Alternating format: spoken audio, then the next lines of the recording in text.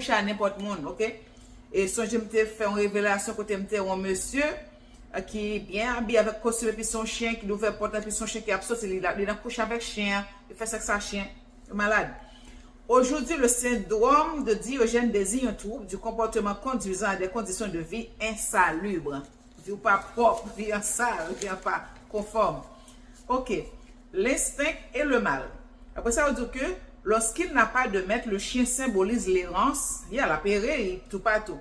L'individu livré à lui-même, livré à lui-même, ou pas gain l'ordre, ou pas gain loi qu'on suivre, et à ses instincts voraces, chien vorace, sans morale, chien pas gain morale, sans avenir, chien pas gain avenir. Il symbolise le mal, l'âme errante, non éveillée, prisonnière de la matière et de l'animalité. Ça, c'est chien, ça. Il dit que le chien présente l'image d'un condamné voué à manger les restes avariés, à dormir dehors et à être maltraité. Il incarne alors le bouc émissaire, le responsable désigné de tous les malheurs de la société. So, tout malheur la gueule sous chien. Et bien, du coup, ainsi, enfin, la symbolique du chien dans les rêves recoupe les mêmes idées, compagnie favorable, intuition, instinct, errance. Ok.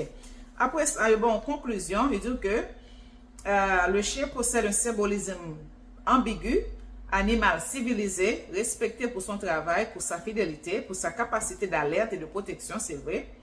Il est cependant rejeté lorsqu'il est sauvage, oui, en particulier du fait de son impureté, il est impur, et de sa dangerosité, où il est capable d'en jouer.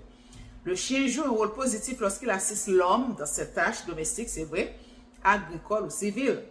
En tant que chien de berger, il montre la voie, oui, comme vraiment un monde qui est aveugle, vraiment. En tant que chien de chasse, il aide à repousser les forces obscures de la forêt, c'est vrai. En tant que chien policier, il traque et démasque les criminels, c'est vrai. Donc, on va reconnaître un gros chien dans n'importe il y a eu fait sniff pour essayer de drogue. Mais lorsqu'il est lui-même sauvage, il se rapproche de son ancêtre, le loup, et se retrouve accusé des pires maux. Ce chien a parti sauvage dans les troupes, c'est parce que c'est descendant loup qui est sauvage. Ok. Donc, au final, le chien représente la partie de nous qui a besoin d'être connue, contrôlée, apprivoisée. Le chien est à l'image de l'homme, à la fois sauvage et civilisé. Et c'est vrai. Il y a des gens qui comportent un chien vrai. C'est vrai. Sauvage. Ensuite, après ça dit que quelques expressions et citations sur le symbolisme du chien. Entre chien et loup, à l'heure où l'on ne peut plus distinguer les choses, son proverbe. En expression, comme je dis, pas proverbe, expression. Entre chien et loup, tant qu'on n'a pas qu'à distinguer les choses, ok? Un caractère de chien, oui.